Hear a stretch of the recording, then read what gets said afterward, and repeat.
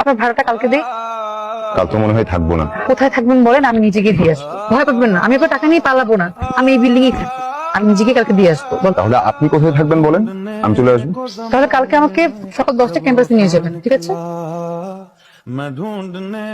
টাকাটা নিস না, আমার সেমিস্টার ফি থাকবে। বাজি ধরার সময় মনে ছিল না? আরে বাজে দিকে কালকে ওর সেমিস্টার ফিটে দিয়ে দিস, ও যেন না জানে। সানিরা আসতে চাচ্ছিল। তানি কি আমার পছন্দ না? সমস্যাটা কোথায় সেটা তো বলতে হবে। আমার পছন্দের মানুষ আছে। তোর পছন্দের মানুষ আছে? সেদিন আমাকে দেখতে হলো। পছন্দের মানুষের নাম কি কি করে?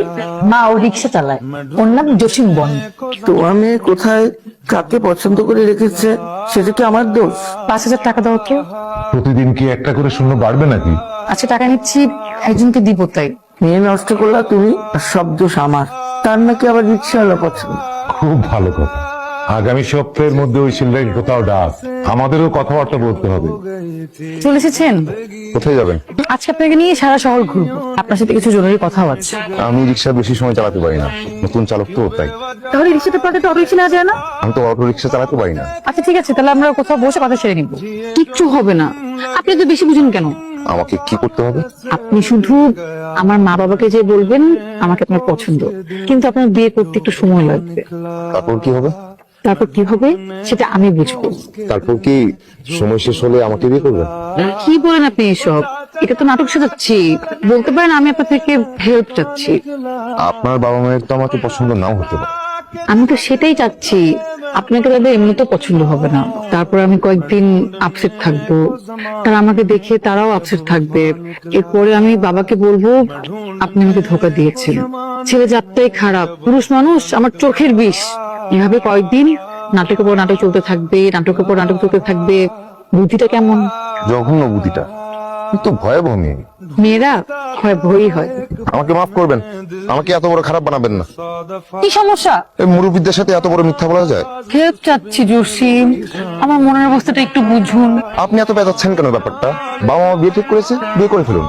কোথাকার কোন রিক্সাওয়ালা, চিনিস না জানিস না, তুই তোর বাবা মায়ের সামনে নিয়ে বসাবি। এটা কি সত্যি সত্যি নাকি?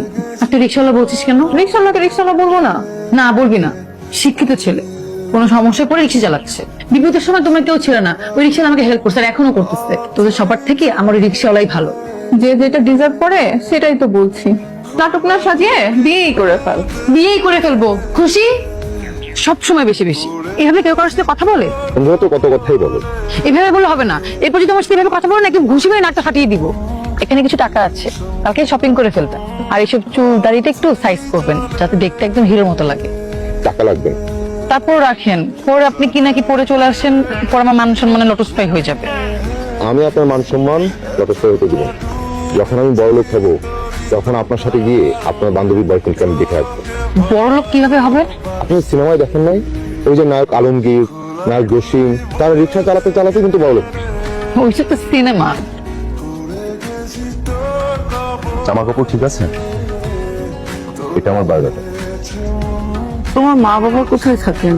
কানাডায়। তুমি মা বাবার সাথে থাকো না? বড় বোনের সাথে। এমনিতে কি করো তুমি? পড়ালেখা শেষ হলো, দেশে বাবার ব্যবসাটা আমি আর দুলাভাই দিই। বলতে পারেন এখন দুলাভাইয়ের অ্যাসিস্ট্যান্ট শিখছে আর কি।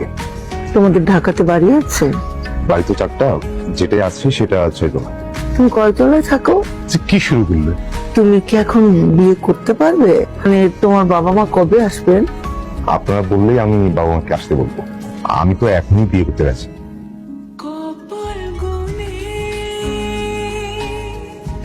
এমন চুপ হয়ে গেলেন কেন? আমি কিন্তু পাত্র হিসাবে অতটাও মন্দ। কিন্তু এভাবে হয় না মিস্টার জসিম বন্ড, আমার নাম আবির। এভাবে হয় না মিস্টার আবির। আমি কি করেছি? সব তো আপনার কথাতেই হলো।